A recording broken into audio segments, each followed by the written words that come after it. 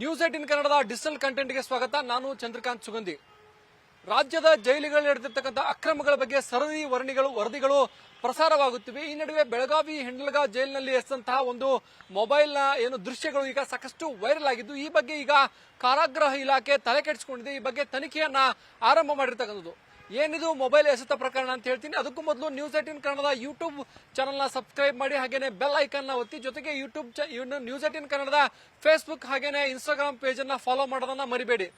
ಇತ್ತೀಚೆಗೆ ಕರ್ನಾಟಕ ರಾಜ್ಯದಲ್ಲಿ ನಡೆದಕ್ಕಂತಹ ಜೈಲಿನ ಅಕ್ರಮಗಳು ಒಂದು ಸರದಿಯಾಗಿ ವರದಿಗಳಾಗ್ತವೆ. ಪ್ರಮುಖವಾಗಿ ಬೆಂಗಳೂರಿನ ಪರಪರಂಗಗ್ರಹ ಆಗಿರ್ಬೋದು ಮತ್ತು ಕಲಬುರಗಿಯ ಸೆಂಟ್ರಲ್ ಜೈಲ್ ಆಗಿರ್ಬೋದು, ಈಗ ಬೆಳಗಾವಿಯ ಜೈಲಿನ ಸರದಿ. ಬೆಳಗಾವಿ ಹಿಂಡಲಗ ಜೈಲು ಬ್ರಿಟಿಷರ್ ಕಾಲದಲ್ಲೂ ಇರತಕ್ಕಂತ ಒಂದು ರಾಜ್ಯದ ಜೈಲಿದು, ಪ್ರಮುಖ ಜೈಲು. ಈ ಜೈಲಿನಲ್ಲಿ ಅನೇಕರು ಗಲ್ಲು ಶಿಕ್ಷೆಗೆ ಒಳಗಾದಂತಹ ಕೈದಿಗಳಿದ್ದಾರೆ ಮತ್ತು ಜೀವಾವಧಿ ಶಿಕ್ಷೆಗೆ ಒಳಗಾದಂತಹ ಕೈದಿ ಇರ್ತಕ್ಕಂಥದ್ದು. ಸುಮಾರು 1100 ಕೆಪಾಸಿಟಿ ಇರತಕ್ಕಂಥ ಜೈಲಿನಲ್ಲಿ ಈಗಾಗಲೇ 1000ಕ್ಕೂ ಹೆಚ್ಚು ಜನ ಕೈದಿಗಳಿದ್ದಾರೆ. ಈ ಒಂದು ಕೈದಿಗಳಿರುವ ಸಂದರ್ಭದಲ್ಲಿ ಇಲ್ಲಿ ಅಕ್ರಮಗಳು ನಿರಂತರವಾಗಿ ನಡೀತಾ ಇವೆ. ಇತ್ತೀಚೆಗೆ ಇಲ್ಲಿ ನಡೆದಂತಹ ಒಂದು ದೃಶ್ಯ ಈಗ ಸಾಕಷ್ಟು ಸಿಸಿಟಿವಿ ದೃಶ್ಯ ಸಾಕಷ್ಟು ವೈರಲ್ ಆಗಿರ್ತಕ್ಕಂಥದ್ದು. ಇದಕ್ಕೆ ಕಾರಣ ಏನು ಅಂತಂದ್ರೆ, ವ್ಯಕ್ತಿಯೊಬ್ಬ ಬೈಕ್ ನಲ್ಲಿ ಬಂದು ಒಂದು ಮೊಬೈಲ್ ಅನ್ನ ಕಟ್ಟಿ ಮೊಬೈಲ್ ಎಸಿತಾನೆ. ಆ ಎಸೆದಂತಹ ಮೊಬೈಲ್ ಎಸೆದು ಆತ ಪರಾರಿ ಆಗ್ತಾನೆ. ಈ ರೀತಿ 3 ಪ್ರತ್ಯೇಕ ದೃಶ್ಯಗಳು ಬೆಳಗಾವಿಯಲ್ಲಿ ನಡೆದಿರ್ತಕ್ಕಂಥದ್ದು. ಒಂದು 29/12/2025 ಕಳೆದ ವರ್ಷ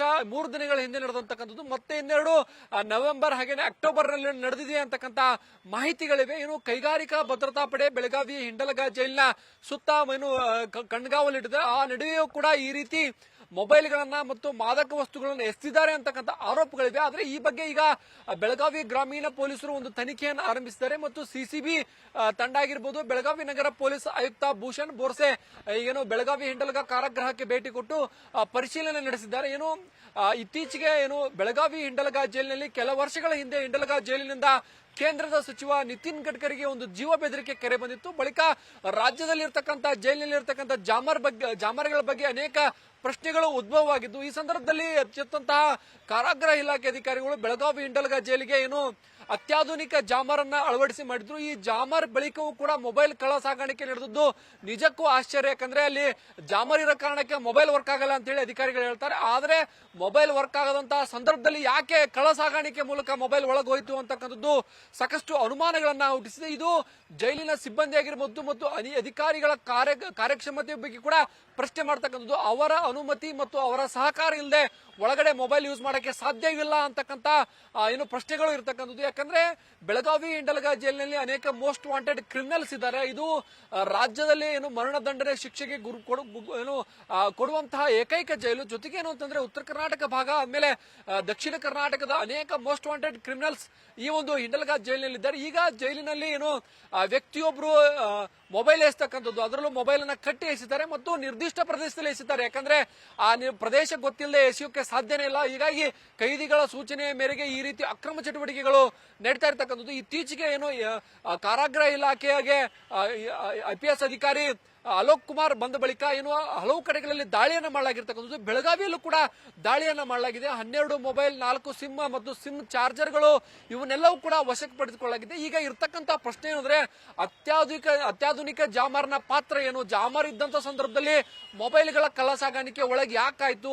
ಮೊಬೈಲ್ ಬಳಸಕ್ಕೆ ಸಾಧ್ಯ ಅಲ್ಲಿ ನೆಟ್ವರ್ಕೇ ಬರದೆ ಅಂತ ಸಂದರ್ಭದಲ್ಲಿ ಮೊಬೈಲ್ ನ ಬಳಕೆ ಹೇಗೆ ಸಾಧ್ಯ? ಏನಾದ್ರು ಕೈದಿಗಳಿಗೆ ಅನುಕೂಲವಾಗಲಿ ಜಾಮರ್ನ ಫ್ರೀಕ್ವೆನ್ಸಿ ಏನಾದ್ರು ಕಡಿಮೆ ಮಾಡ್ತಾರ ಅಂತಕ್ಕಂಥ ಅನುಮಾನಗಳಿವೆ. ಯಾಕಂದ್ರೆ ಬೆಳಗಾವಿ ಹಿಂಡಲಗ ಜೈಲಿನಲ್ಲಿ ಜಾಮರ ಅಳವಡಿಕೆ ಸಂದರ್ಭದಲ್ಲಿ ಅದು ಹಿಂಡಲಗ ಗ್ರಾಮ ಸೇರಿದಂತೆ ಸುಮಾರು 5-6 ಗ್ರಾಮಗಳಿಗೆ ಅದು ಎಫೆಕ್ಟ್ ಆಗಿತ್ತು. ಜನ ಬೆಳಗಾವಿ ಹಿಂಡಲಗ ಜೈಲಾಗಿರ್ಬೋದು ಮತ್ತು ಅನೇಕ ಕಡೆಗಳಲ್ಲಿ ಬಂದು ಪ್ರತಿಭಟನೆಯನ್ನು ಕೂಡ ಮಾಡಿದ್ರು, ಈ ಜಾಮರನ್ನ ಕಡಿಮೆ ಮಾಡಿ ಅಂತೇಳಿ. ಆದ್ರೆ ಬದಲಾದಂತ ಸನ್ನಿವೇಶದಲ್ಲಿ ಈ ಜಾಮರ್ಗೆ ತಕ್ಕಂತೆ ಮೊಬೈಲ್ ಟವರ್ಗಳು ಕೂಡ ಅಪ್ಗ್ರೇಡ್ ಆಗಿರ್ತಕ್ಕಂಥದ್ದು. ಈಗ ಮೊಬೈಲ್ ಜಾಮರ್ ಕೇವಲ ಹಿಂಡಲಗ ಜೈಲಿಗೆ ಸೀಮಿತ ಆಗಿದೆ. ಹಿಂಡಲಗ ಜೈಲಿನಲ್ಲೂ ಕೂಡ ಕೆಲ ಸಂದರ್ಭದಲ್ಲಿ ಇದು ಬಂದಿರುತ್ತೆ ಅಂತಕ್ಕಂಥ ಅನುಮಾನಗಳು ಈಗ ವ್ಯಕ್ತವಾಗಿರ್ತಕ್ಕಂಥದ್ದು. ಯಾಕಂದ್ರೆ ಮೊಬೈಲೇ ವರ್ಕ್ ಆಗಲ್ಲ ಅಂದ್ಮೇಲೆ ಅಲ್ಲಿ ಮೊಬೈಲ್ ಕಳ್ಳ ಸಾಗಾಣಿಕೆ ಉದ್ದೇಶ ಏನು ಅಂತಕ್ಕಂಥದ್ದು ಈಗ ತನಿಖೆಯಿಂದ ಹೊರಬರಬೇಕಿದೆ. ಈ ಬಗ್ಗೆ ಬೆಳಗಾವಿ ಹಿಂಡಲಗ ಜೈಲು ಸಿಬ್ಬಂದಿ ದೂರನ್ನ ದಾಖಲಿಸಿದ್ದಾರೆ. ಬೆಳಗಾವಿ ಗ್ರಾಮೀಣ ಪೊಲೀಸ್ ಠಾಣೆಯಲ್ಲಿ 29ನೇ ತಾರೀಕು ಒಂದು ದೂರು ದಾಖಲಾಗಿದೆ. ಆ ದೂರನ್ನ ಜಾಡಿ ಹಿಡಿದು ಈಗ ಪೊಲೀಸರು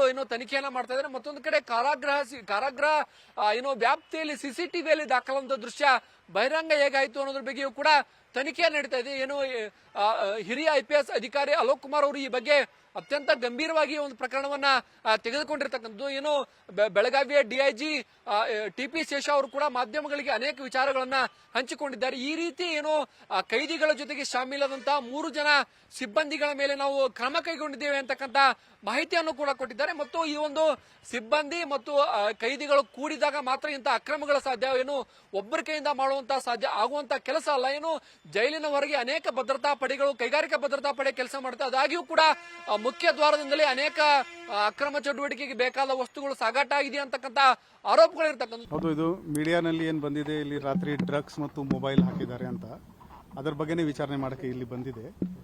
ಆ ವಿಡಿಯೋ ಡೇಟ್ ಟೈಮ್ ಏನಿದೆ ಅದು ಇವರಿಗೆ ನಮ್ಮ ಇಂಡಸ್ಟ್ರಿಯಲ್ ಸೆಕ್ಯೂರಿಟಿ ಫೋರ್ಸ್ ಔಟರ್ ವೇರಿಫೈದು ವಿಡಿಯೋ ಮೇಂಟೈನ್ ಮಾಡ್ತಾ ಇದ್ರೆ ಅಲ್ಲಿ ನಾವು ಚೆಕ್ ಮಾಡ್ತಾ ಇದ್ದೀವಿ. ಇನ್ನೂ ನಮಗೆ ಅಧಿಕೃತ ಅದರ ಬಗ್ಗೆ ಕಂಪ್ಲೇಂಟ್ ಬಂದಿಲ್ಲ. ಅದು ಬಂದರೆ ನಾವು ತನಿಖೆ ಮಾಡ್ತೀವಿ. ಬರೋ ದಿನಗಳಲ್ಲಿ ಇಲ್ಲಿ ಹೆಚ್ಚಿನ ಪ್ಯಾಟ್ರೋಲಿಂಗ್ ಮಾಡಿಕೊಂಡು ಈ ಥರ ಘಟನೆ ಆಗಬಾರ್ದು, ಅದು ನಾವು ನೋಡ್ಕೋತೀವಿ. ಸರ್ 3 CC ಕ್ಯಾಮ್ರಾ ವಿಜುವಲ್ ಇದೆ ಸರ್, ಅದರಲ್ಲಿ 3 ಡಿಫ್ರೆಂಟ್ ಇದೆ, ಒಂದೇ ಇಲ್ಲ, 3 ಇದೆ. ಅಂದ್ರೆ ಕೆಲವೊಂದಿಷ್ಟು ನೀವು ಏನ್ ಮಾಡ್ತಾ ಇದ್ರೆ ಹಳೆಯದು ಒಂದು FIR ಮಾಡಿದೀವಿ ಅನ್ನುವಂತಂದ್ರೆ ಹೇಳಿ ಈಗಿಂದ ಮುಚ್ಚಾಕುವಂತ ಪ್ರಯತ್ನ ಆಗ್ತಾ ಇದೆ ಅನ್ನುವಂಥದ್ದು. ಅದು ಅವರದು ಪ್ರಿಸನ್ ಡಿಪಾರ್ಟ್ಮೆಂಟ್ದು ಇಂಟರ್ನಲ್ ಮೀಟಿಂಗ್ ನಡ್ತಾ ಇದೆ. ಆ ಕ್ಯಾಮೆರಾ ಯಾವುದು, ಡೇಟ್ ಯಾವುದು, ಟೈಮ್ ಯಾವುದು, ಅದು ಫಸ್ಟ್ ಅದು ಎಸ್ಟಾಬ್ಲಿಷ್ ಆಗಲಿ. ನಿನ್ನೆ ಇತ್ತು ಅಥವಾ ಮುಂಚೆ ಇತ್ತು ಅದು ಎಸ್ಟಾಬ್ಲಿಷ್ ಆಗಲಿ, ಆಮೇಲೆ ಅವರು ಅದರ ಬಗ್ಗೆ ಹೇಳ್ತಾರೆ. ಸೆಕೆಂಡ್, ಈ ಥರ ಮುಂಚೆ ಕೂಡ ಆಗಿದ್ದಾರೆ, then also it is a cause of concern. ನಾವಿಲ್ಲಿ ಆಲ್ರೆಡಿ ಇಂಡಸ್ಟ್ರಿಯಲ್ ಸೆಕ್ಯೂರಿಟಿ ಫೋರ್ಸ್ದು ಸೆಕ್ಯೂರಿಟಿ ಇದೆ, ನಮ್ಮದು ರೂರಲ್ ಲಿಮಿಟ್ದು ಪ್ಯಾಟ್ರೋಲಿಂಗ್ ವಗೇರೆ ಏನಿದೆ ಅಲ್ಲಿ ನಾವು ಹೆಚ್ಚಿನ ಮಾಡ್ತೀವಿ. ನಿನ್ನೆ 4 ಮೊಬೈಲ್ ಏನೋ ಸಿಕ್ಕಿದಾವೆ ಅನ್ನುವಂಥದ್ದು, ಅದು FIR ಆಲ್ರೆಡಿ ಆಗೋಗಿದೆ. ಏನು CCTV ದೃಶ್ಯಾವಳಿ ವೈರಲ್ ಆಗಿದೆ, ಆಲ್ಮೋಸ್ಟ್ ಇದು ಒಂದು ತಿಂಗಳ ಹಿಂದಿನದು, 1 ತಿಂಗಳು 2 ತಿಂಗಳು ಹಿಂದಿನದಿದೆ. ಅದು ಆ್ಯಕ್ಚುಲಿ ಇದಕ್ಕೆ ಸಂಬಂಧಪಟ್ಟಾಗೆ ನಾವು ಕೇಸ್ ರಿಜಿಸ್ಟರ್ ಮಾಡಿದ್ದೀವಿ 210/2025 ಇದರಲ್ಲಿ CR ನಂಬರಲ್ಲಿ ಬೆಳಗಾಂ ರೂರಲ್ ಪೊಲೀಸ್ ಸ್ಟೇಷನಲ್ಲಿ ಕೇಸ್ ದರ್ಜ್ ಮಾಡಿದ್ದೀವಿ. ಇನ್ವೆಸ್ಟಿಗೇಷನ್ ನಡೀತಾ ಇದೆ. ಮೊದಲನೇ ವಿಚಾರ, ನೀವೇನು ಕೇಳಿದ್ರಿ ಗಸ್ತು ತಿರುಗ್ತಾ ಇದ್ದಾರೆ ಅಂತೇಳಿ, ಗಸ್ತು ಸರಿಯಾಗಿ ತಿರುಗ್ತಾ ಇಲ್ಲ ಅಂತೇಳಿ. ನೀವು ಆ್ಯಕ್ಚುಲಿ ಹೊರಗಡೆ ನಾವು KSISF ಪ್ಯಾಟ್ರೋಲಿಂಗ್ ಹಾಕಿದ್ದೀವಿ, ಅದನ್ನು ವೆರಿಫೈ ಮಾಡ್ತೀನಿ. ಅದನ್ನು ಏನು ಅವ್ರ ತೊಂದರೆ ಆಗಿದೆ ಅದನ್ನು ವೆರಿಫೈ ಮಾಡ್ತೀವಿ. ಈಗ ಲಾಸ್ಟ್ DG ಸರ್ ಅವರು ರಿಪೋರ್ಟ್ ಆದಮೇಲೆ, ಇಲಾಖೆಗೆ ಬಂದಮೇಲೆ ನಾವು ಇಂಟೆನ್ಸಿವ್ ಆಗಿ ನಾವು ಸರ್ಚ್ಗಳನ್ನ ಮಾಡ್ತಾ ಇದ್ದೀವಿ. ನಾವೀಗ not only Belagavi jail, entire ಸ್ಟೇಟಲ್ಲಿ ಏನು ಜೈಲುಗಳಿದ್ದಾವೆ ಎಲ್ಲವೂ ಕೂಡ ಹೆಚ್ಚಿನ ಮಟ್ಟದಲ್ಲಿ ಡೀಪ್ ಸರ್ಚ್ ಮಾಡ್ತಾ ಇದ್ದೀವಿ, ಸರ್ಪ್ರೈಸ್ ಸರ್ಚ್ಗಳು ಮಾಡ್ತಾ ಇದ್ದೀವಿ.